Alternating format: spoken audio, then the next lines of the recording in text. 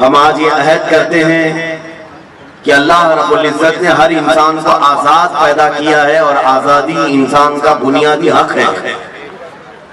غلامی میں جینا کسی انسان کے لیے نہیں ہے، اسی لیے ہم غلامی کے خلاف لڑتے رہے۔ 90 سال کی جنگ کے بعد ہندوستان میں 1857 سے لے کر 1947 تک، 1857 سے لے کر 1947 تک 90 سال کی ایک عظیم جنگ کے بعد، بڑی محنتوں کے بعد یہ لہلاتا ہوا چمن آج ہمیں دکھ رہا ہے۔ اور ہندوستان کی اس آزادی میں 100-200 کا نہیں، ہزاروں کا خون بہا ہے، اور ان کے خون کے بعد، ان کی قربانیوں کے بعد یہ آج پرچم سربلند ہے ہندوستان کا۔ میرے عزیزوں، اس آزادی کو برقرار رکھنا ہر ہندوستانی کا حق ہے۔ دوبارہ ہندوستان کسی کی غلامی میں نہ جائے، اس کا عہد ہم ہر سال کرتے ہیں۔ ہم یہ چاہتے ہیں کہ ایک 200 سالہ غلامی کی زندگی انگریزوں کی جینے کے بعد ہندوستان پر دوبارہ کبھی ایسی نوبت نہ آئے کہ پھر ہمارے درمیان کچھ لوگ حکومت کریں اور کچھ لوگ غلامی کریں۔ نہیں، ہم کبھی یہ نہیں چاہتے۔ ہندوستان آزاد ملک ہے، اسی لیے جمہوریت کو یہاں پر سب سے بڑا ایک مرتبہ دیا گیا جس کو ڈیموکریسی کہتے ہیں۔ ڈیموکریسی ہے کیا؟ یہ لوگوں سے لوگوں کے لیے، by the people for the people, لوگوں سے لوگوں کے لیے۔ تو جب تک یہ رہے گا انشاءاللہ ہندوستان میں امن و امان برقرار رہے گا۔ ہم آج یوم جمہوریہ سے، آج کے دن اپنی قوم سے مخاطب ہو کر بلکہ پورے ہندوستانیوں کو میں یہ میسج دینا چاہوں گا، آزادی مل تو گئی تھی ہمیں 1947 میں، لیکن آج اس آزادی کا سارا لہلاتا ہوا چمن پھر سے بگاڑنے کی کچھ لوگ ناپاک کوششیں کر رہے ہیں۔ ہم اس کے خلاف نہ ہوں۔ ہندوستان کو کبھی بھی آتنکواد ہونے ہم نہیں دیں گے، منوواد ہونے ہم نہیں دیں گے۔ کسی خاص ایک ذات، ایک برادری کی بڑھوتری کے لیے ہندوستان نہیں بنا ہے۔ ہندوستان میں ہر ایک کا برابر کا حق ہے۔ یہاں ہندو بھی ہیں، سکھ بھی ہیں، عیسائی بھی ہیں، اور مسلمان بھی بڑی تعداد میں ہیں۔ ہم بار بار اس چیز کا عہد کرتے ہیں۔ یہاں 1000 سال پرانی مندریں بھی ہیں، کئی 100 سال پہلے کی یہاں چرچ بھی ہیں، اور یہاں پر گرودوارے بھی ہیں۔ اسی طرح 700 اور 800 سال پہلے کی ہماری مسجدیں اور مزارات بھی موجود ہیں۔ ہندوستان اپنے سینے میں ایک بہت بڑی تاریخ لیا ہوا ہے، اس لیے پوری دنیا مل کر ہندوستان کو مٹانا چاہے یہ مشکل بات ہے۔ کچھ تو بات ہے کہ مٹتا نہیں نام و نشان ہمارا۔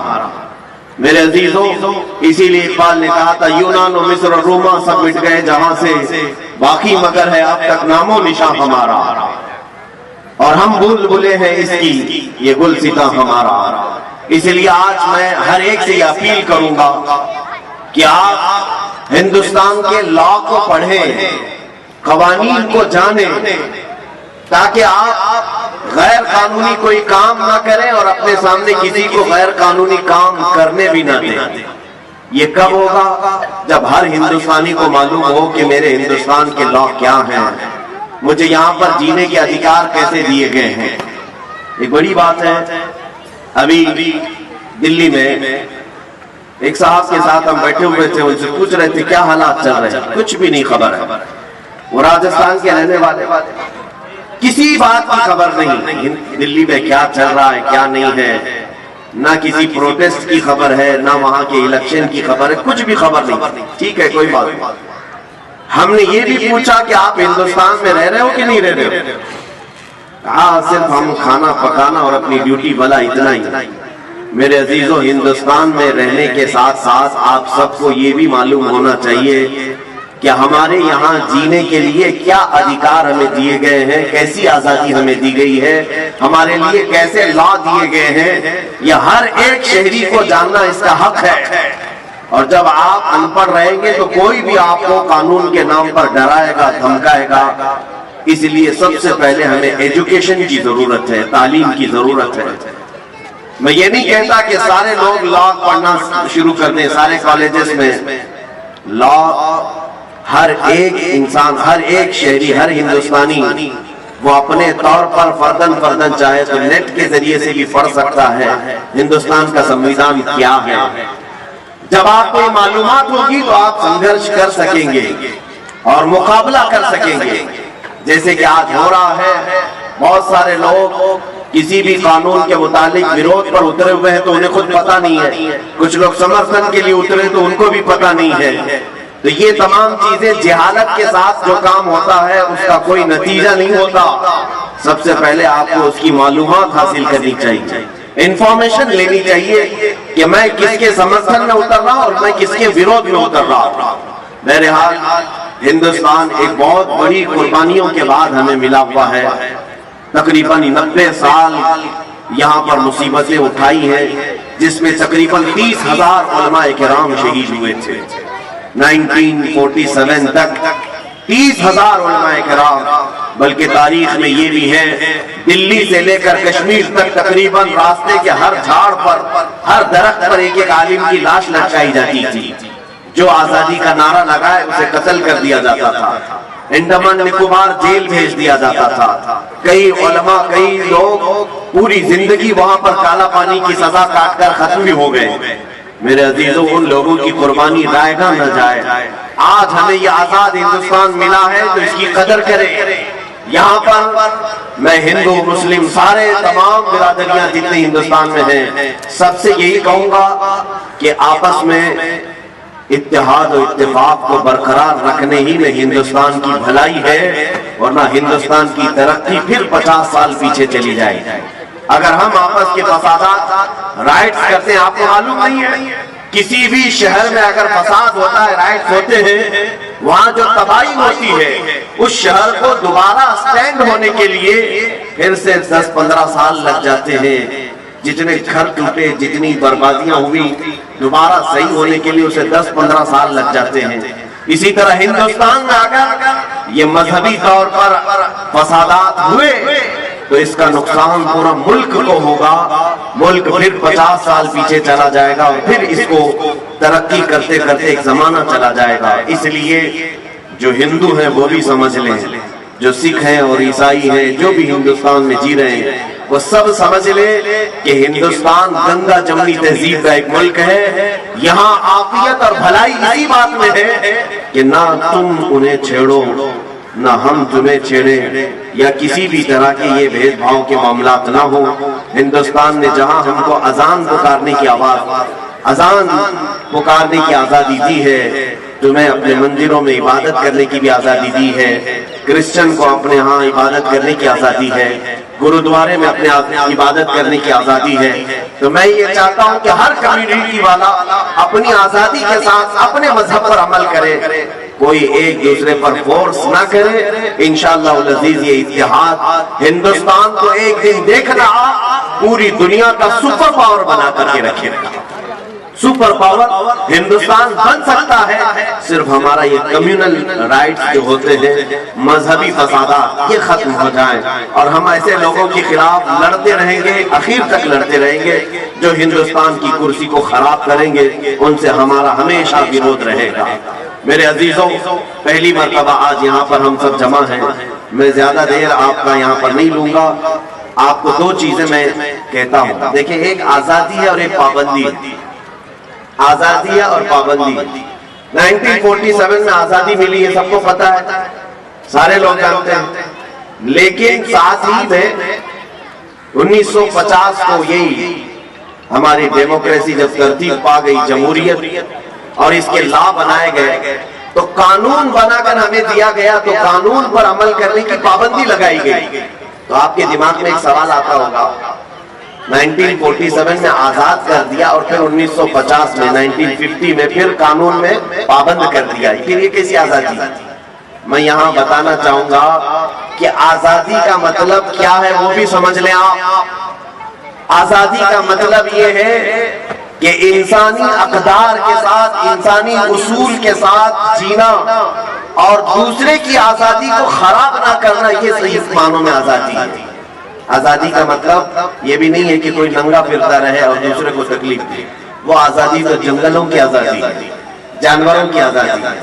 میرے عزیزو, آزادی کا مطلب یہ ہے کہ تمہیں ایک جو سمویدھان دیا گیا ہے وہ ڈسپلن مینٹین کر کے جو چلے گا وہی سب سے بہترین آزادی ہے.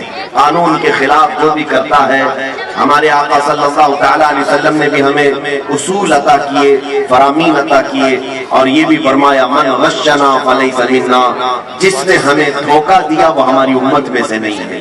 اس لیے دھوکہ دینا, رشوت دینا, یہ تمام چیزیں جو قانون کے ساتھ آج ہو رہی ہیں, ان سب سے آج ہمیں مکتی چاہیے, آزادی چاہیے. ہم یہ سوچتے ہیں کہ 500,000 دے کر کے قانون توڑ دیں گے, ایسا کبھی نہیں کرنا چاہیے.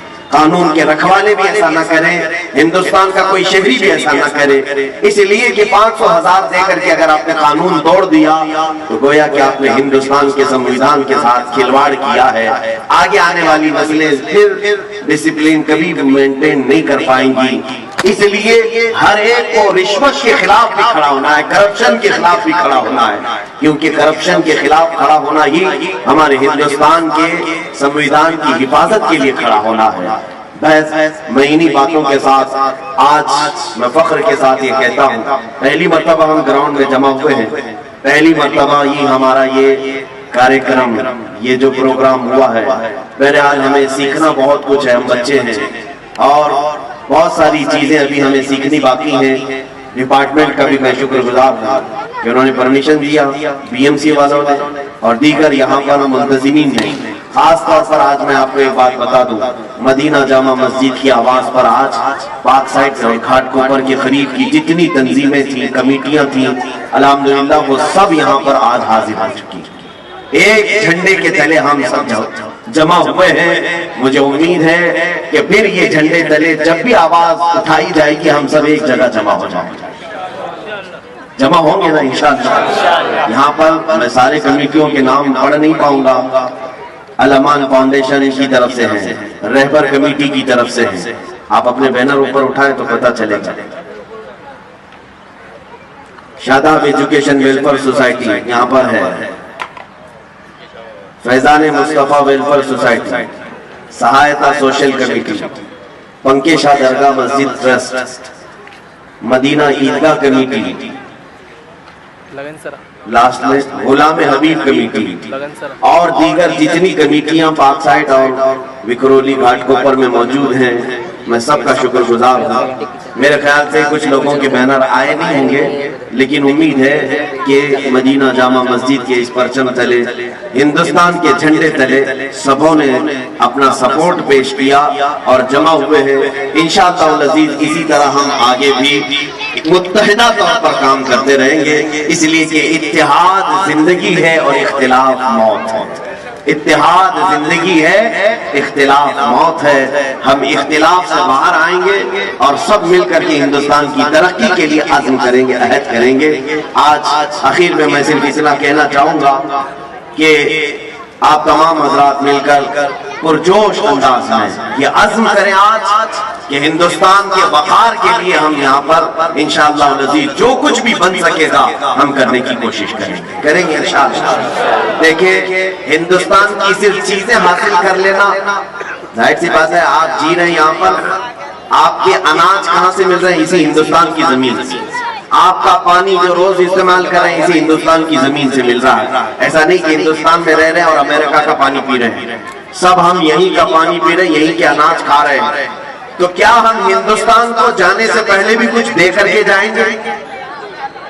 یہ ہر ایک نوجوان کے اندر خواہش ہونی چاہیے کہ میں بھی ہندوستان کی ترقی میں اپنا کچھ حصہ دے کر کے جاؤں, جیسے ہمارے پرکھوں نے دیا ہے, بڑے بڑوں نے دیا ہے, جتنے لوگوں نے بھی ہندوستان کو بنانے میں یوگدان کیا ہے آج ان کے نام لیے جاتے ہیں.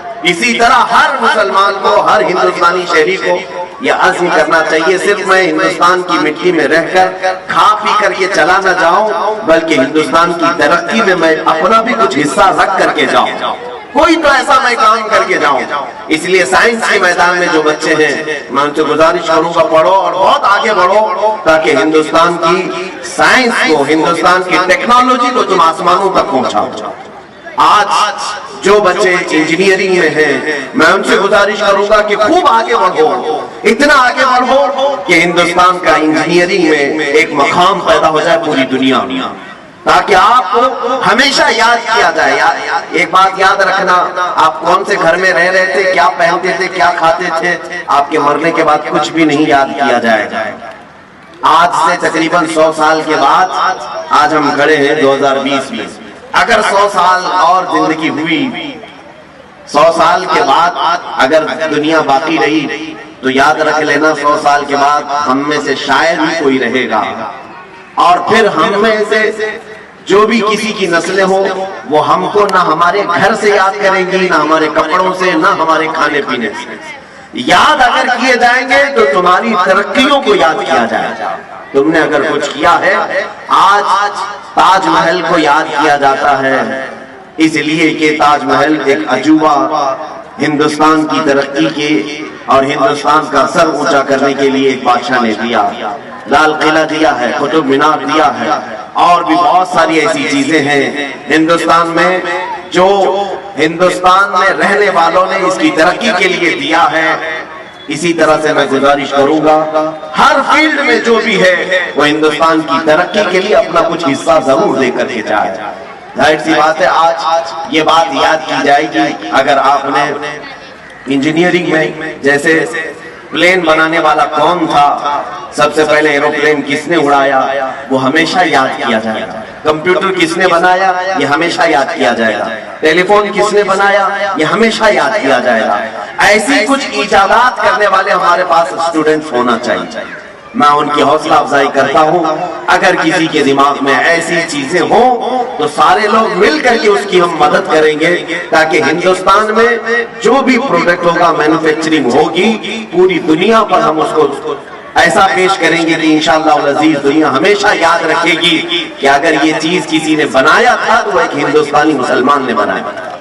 انشاءاللہ العزیز آج ہم یہاں عہد کر کے جاتے ہیں۔ اخیر میں صرف اتنا ہندوستان کے لیے دعا کروں گا، اللہ رب العزت کی بارگاہ میں مولا کریم ہم سب کو اتحاد و اتفاق کی زندگی عطا فرمائے۔ مولا رب العزت ہم سب کو نظر بد سے محفوظ فرمائے۔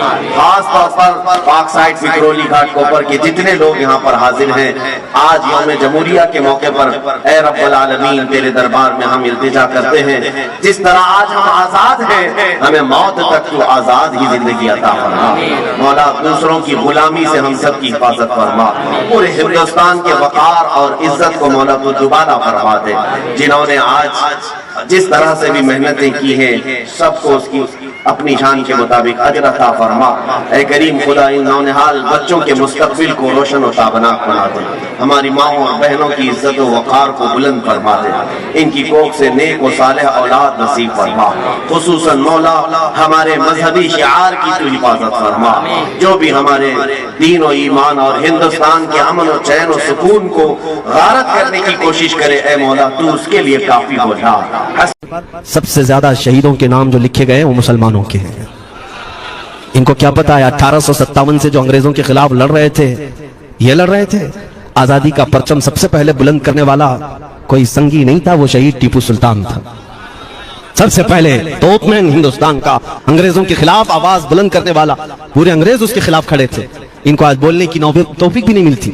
اور اس کے علاوہ وہ علماء کی بات کہاں چلی گئی؟ آج انگریز تاریخ دان نے لکھا ہے کہ سب سے زیادہ ہمیں خطرہ ہندوستان میں مسلمانوں سے تھا، اور ہم نے دلی سے لے کر کشمیر تک کوئی ایک جھاڑ، کوئی ایک سمجھ کر کے چلے، ہم ملک کے خلاف، قانون کے خلاف نہیں بولنا چاہتے۔ ملک ہمارا بھی ہے، دیش ہمارا بھی ہے، اور یہاں کے قوانین جس پر ہم عمل کر رہے ہیں، خوشی سے عمل کر رہے ہیں، لیکن ان ظالموں نے کیا بنا دیا ہے؟ ان کے نزدیک دیش پورا مودی ہے۔ ہاں، ان صاحب کے بارے میں مت بولو، وہ دیش ہے، کل کو اگر نہیں رہے تو دیش چلا جائے گا۔ میرے عزیزوں، کسی ویکتی، کسی شخص کی غلط پالیسیوں پر تنقید کرنے کا نام دیش کے خلاف بولنا نہیں ہے۔ ہم اپنے دیش سے محبت ایسی کرتے ہیں۔ آج بھی آزادی کا دن ہے نا، آزادی کا دن ہے، یہ لگے ہاتھوں یہ بات کہہ کر کے گزرتا ہوں۔ آج بھی جا کر کے دیکھیں، انڈیا گیٹ پر سب سے زیادہ شہیدوں کے نام جو لکھے گئے وہ مسلمانوں کے ہیں۔ ان کو کیا پتا ہے 1857 سے جو انگریزوں کے خلاف لڑ رہے تھے، یہ لڑ رہے تھے. آزادی کا پرچم سب سے پہلے بلند کرنے والا کوئی سنگی نہیں تھا, وہ شہید ٹیپو سلطان تھا. سب سے پہلے توپ مین ہندوستان کا, انگریزوں کے خلاف آواز بلند کرنے والا. پورے انگریز اس کے خلاف کھڑے تھے. ان کو آج بولنے کی توفیق بھی نہیں ملتی. اور اس کے علاوہ وہ علماء کی بات کہاں چلی گئی آج؟ انگریز تاریخ دان نے لکھا ہے کہ سب سے زیادہ ہمیں خطرہ ہندوستان میں مسلمانوں سے تھا, اور ہم نے دلی سے لے کر کشمیر تک کوئی ایک جھاڑ, کوئی ایک درخت باقی نہیں تھا جس میں ہم نے ایک عالم کو لٹکایا نہیں تھا پھانسی پر. جن کی تعداد گنی گئی ہے تو تقریباً 26,000 علماء کو انہوں نے پھانسی دی تھی, دلی سے لے کر کشمیر تک. مجھے بتاؤ جزیرہ انڈمان نکوبار میں کس کو بھیجا ہے؟ مولانا فضل حق خیر آبادی, عنایت احمد کاکوروی, یہ تمام وہ لوگ ہیں. علامہ عنایت احمد کاکوروی جن کی کتاب آج تقریباً ہر مدرسے میں پڑھائی جاتی ہے, علم الثقہ. یہ کتاب یہاں چٹائی پر بیٹھ کر لکھی ہوئی نہیں, اس جیل کی دیواروں پر لکھی ہوئی کتاب. اس کو پڑھ کر کے آج بچے عالم بنتے ہیں, ہم بھی پڑھیں. یہ وہ لوگ ہیں جن کو صرف اور صرف حق بات کہنے کی بنیاد پر زندگی بھر جیل میں ڈال دیا گیا. آج ڈھونڈ کر کے نکالو مولانا فضل حق خیر آبادی کا مزار کہاں ہے؟ اور انڈمان نکوبار میں, جہاں کالا پانی کی سزا دی جاتی تھی. کفایت علی کافی کا نام سنا ہے؟ میرے عزیزو, یہ نام کا ذکر آنا تو حق بنتا ہے آج کی رات ضرور. مراد آباد شہر کا وہ عالم ربانی, وہ صرف اور صرف مجاہد آزادی نہیں بلکہ فنا فی الرسول بھی تھا. آپ اسی سے اندازہ لگا لیں, اعلیٰ حضرت جیسا عاشق, ہدایت بخشش لکھنے والا. اعلیٰ حضرت کے اشعار تو پتہ ہے نا, امام الکلام کہتے ہیں. اعلیٰ حضرت کی نعتوں کو امام الکلام کہتے ہیں. سارے کلاموں کا امام اعلیٰ حضرت کی نعتیں ہیں. پڑھ کر کے دیکھ لو, وجد آ جائے حضور کی نعتیں. لیکن اس اعلیٰ حضرت سے پوچھا گیا آپ کس کی نعتیں پسند کرتے ہیں؟ اعلیٰ حضرت فرماتے ہیں میں صرف 2 ہی لوگوں کی نعتیں سنتا ہوں, یا تو حسن رضا بریلوی کی یا علامہ کفایت علی کافی کی. اعلیٰ حضرت جس کی نعتیں سنتے ہوں اسی سے اندازہ کر سکتے ہو کفایت علی کافی کون تھے. میں اکثر جگہوں پر ان کا تذکرہ کرتا ہوں تاکہ بچوں کے ذہنوں میں یہ بات منتقل ہو جائے. اب میں آپ کو بتاؤں, ان کی زبان میں اللہ نے وہ طاقت دی تھی کہ وہ جب عشق رسول پر بولتے تھے تو ہزاروں کا مجمع رونے لگتا تھا, ان کی طرف آ جاتے. اور انگریزوں کو یہ بات قطعاً پسند نہیں تھی. انہیں کئی طرح سے گرفتار کرنے کی کوشش کی گئی. آخر کار ایک منافق کے ذریعے سے مولانا کفایت علی کافی کو گرفتار کرنے کے لیے انگریز آئے. کتنے جانتے ہیں؟ 3,000 لوگ آئے ایک عالم کو گرفتار کرنے. ہمیشہ کتے جھنڈ میں ہی آتے ہیں. ہاں, ماب لنچنگ بھی جو ہے نا کتے جھنڈ میں ہی کرتے ہیں. کفایت علی کافی رحمت اللہ علیہ کو گرفتار کر کے لے گئے دارالامارت میں. انگریزوں نے رات کے وقت کفایت علی کافی کے کپڑے کھولے اور ان کے جسم پر گرم استری پھیری. استری سے پورا داغتے تھے, اور جب چمڑی جل جاتی تھی تو اس پر نمک چھڑکتے تھے. ہفتہ بھر تک علامہ کفایت علی کافی کو انہوں نے یہ دردناک سزائیں دی. بیچ میں کئی مرتبہ ان کو سامنے آفر رکھا, تم بدل لو اپنی باتیں, چھوڑ دو اپنی اس قوم کو ورغلانا, چھوڑ دو یہ سب جو تم تقریریں کرتے ہو, ہم اپنے حکومت میں تمہیں لے لیں گے, وظیفہ بھی دیں گے, عہدہ بھی دیں گے. کفایت علی کافی رحمت اللہ علیہ نے فرمایا تم غلط جگہ ہاتھ مارے ہو. ہاں, یہ وہ جگہ نہیں ہے جہاں سے 500 پاؤنڈ لے کر کے کوا بھی حلال کر دیا جائے, ہر چیز جو ہے تمہارے حساب کی بنا دی جائے. یہ وہ جگہ نہیں ہے. کفایت علی کافی رحمت اللہ علیہ نے کہا میرا دین اتنا سستا نہیں ہے, اتنا سستا نہیں ہے. اس کے بعد انہوں نے کہا تو پھر تم مرنے کے لیے تیار رہو. کہا خوشی سے. 8 دن کے بعد ان کو ایک چوراہے پر لے جا کر پھانسی کا پھندا لگایا گیا, اور پورے مجمع میں آپ کو پھانسی کے لیے چڑھایا گیا. انگریزوں نے پوچھا تھا کوئی آخری وصیت ہے تمہاری, کوئی آخری خواہش ہے تو بتا دو لوگوں میں. پھانسی پر چڑھنے والا یہ کہتا ہوگا میری بیوی سے مل لوں, بچوں سے مل لوں, جائیداد پراپرٹی کی وصیت کر دوں, میرے بعد کون بیٹھے گا. عزیزو, انگریزوں کے خلاف سب سے زیادہ شہید ہونے والا مسلمان ہے. آج بھی انڈیا گیٹ میں مسلمانوں کا نام لکھا ہوا ہے. میرے عزیزو, میرے دوستو, اس ویڈیو کو پورا دیکھیے, ویڈیو کو ایک لائک ضرور کیجیے. میرے عزیزو, میرے دوستو, ویڈیو کو ایک لائک ضرور کیجیے. چینل میں نئے تو چینل کو سبسکرائب कर लीजिए। चलिए मेरे अज़ीज़ों, मेरे दोस्तों, इस वीडियो को पूरा देखते हैं, उसके बाद फिर बात करते हैं। पहले इस वीडियो को देखते हैं। वो कह दूं, लेकिन किफायत अली काफी की बात पर कुर्बान जाओ। उस भरे मजमे में कहते, हाँ मेरी आखिरी ख्वाहिश एक ही है, एक बार नाते रसूल पढ़ लो। अल्लाह अल्लाह, एक बार नाते रसूल पढ़ लो।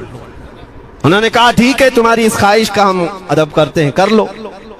किफायत अली काफी रहमतुल्लाह अलैह फांसी के फंदे पर चढ़ने से पहले क्या मगन होकर के गुनगुना रहे थे, यूं कह रहे थे, कोई गुल बाकी रहेगा न चमन रह जाएगा, पर रसूलुल्लाह का दीने हसन रह जाएगा। अतलसो कम ख्वाब की पोशाक पे नाजा न हो, इस तनेबे जान पर खाकी कफन रह जाएगा। सब फना हो जाएंगे हश्र तक काफी वो, लेकिन नाम हजरत का जुबानों पर सुखन रह जाएगा।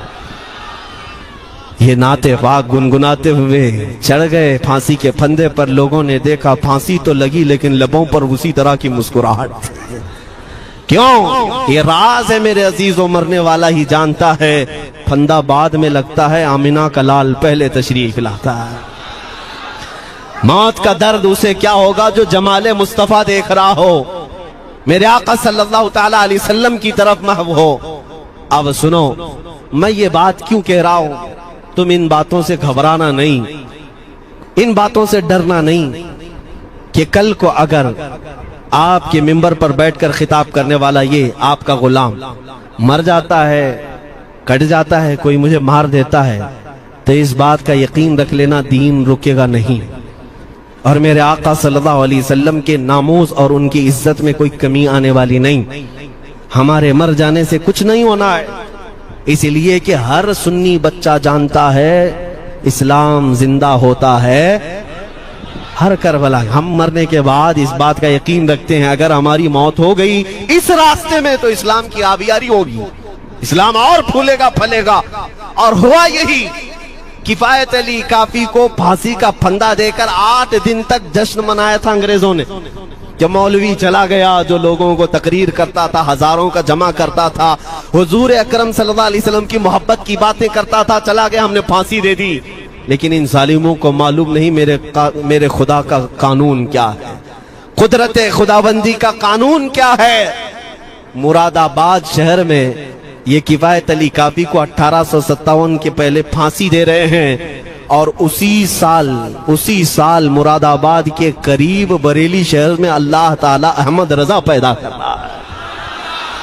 तुम एक आशिक को फांसी दिए, हुजूर पाक के चाहने वाले को तुमने फांसी देकर ये समझा कि आप खत्म हो गया इश्क की बातें करने वाला। लेकिन कुर्बान जाओ मोहब्बत मुस्तफा पर, मेरा रब ऐसे इन मक्कारों के मकर को फेरता है कि फौरन अल्लाह ताला ने ऐसा आशिक पैदा किया, ऐसा आशिक पैदा किया कि फिर बरेली की तरफ से उठने वाली आवाज एक शहर में, एक बस्ती में नहीं, दुनिया के कोने कोने में पहुंच गई। आज 100 साल हो गए उस मर्द कलंदर इमाम अहले सुन्नत को दुनिया से गए हुए, लेकिन हर मस्जिद की मिंबर और मेहराब आवाज देती है, मुस्तफा जाने रहमत पे लाखों सलाह, शमे बज़ में हिदायत पे लाखों सलाह। और फिर हमारे बच्चे भी ये आज कह जाते हैं, डाल दी कल्ब में अज़मत मुस्तफा, सय्यदी आला हजरत पे लाखों सलाह। ये निजाम है मेरे मौला का, एक चिराग तुम बुझाओगे मौला 100 चिराग रोशन फरमाएगा। हाँ इंशाअल्लाह अज़ीज, इस बात पर हम सबको जमा होना है। अल्लाह करीम हमें हमारी खोई हुई ताकत व कुव्वत अता फरमाए। आप रब तबारक व तआला की बारगाह में ये दुआ करें कि ऐ रब्बे दुल जलाल, जब तक जिंदगी बाकी है मौला मुझे तेरे नबी के वफादारों में शुमार फरमा। इसलिए मैं जब भी हुजूर की बारगाह में अरीजा पेश करता हूँ तो ये जरूर कहता हूँ, आखा बद हैं तो आपके, भले हैं तो आपके, टुकड़ों पे यही के पले हैं, रुख किधर करें, तुझसे जो मुंह छुपाएं तो करें किसके सामने। या रसूल अल्लाह, क्या किसी और से तवक्को नजर की है? हमारा मानना तो ये है, मैंने देखा भी है अपने बच्चों को, और हम कहते हैं मेरे आका की बारगाह में, आका गुनहगार तो हो गए लेकिन आपके गद्दार नहीं है, गद्दार नहीं है। जब तक गद्दार नहीं होंगे میرے آقا کی طرف سے تمہارے لیے ہمیشہ استقبالیہ کھلا رہے گا. آؤ میرے عزیزو, اس بات پر میں گفتگو کو ختم کرتا ہوں. آج کے اس عرس مبارکہ میں, اور آج آزادی کی یہ رات ہے, ہم بارگاہ مصطفیٰ میں عریضہ پیش کرتے ہیں. یا رسول اللہ, آپ کو اس وطن سے بوئے وفا آئی تھی, میرے آقا اس وطن کی طرف نظر کرم فرما دے. قیامت تک آنے والی ہماری نسلوں میں میرے آقا صرف آپ کے عاشق ہی پیدا ہو, کوئی غدار نہ پیدا ہو. ہماری دعا یہی ہے میرے آقا, میں مجرم ہوں آقا, مجھے ساتھ لے لو کہ رستے میں ہیں جا بجا تھانے والے, چمک تجھ سے پاتے ہیں سب پانے والے.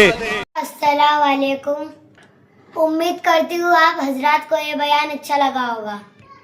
بیان اچھا لگے تو ویڈیو کو لائک کریں اور چینل کو سبسکرائب کریں اور پیارا سا کمنٹ کریں, اور بعد میں ملتے ہیں. اللہ حافظ.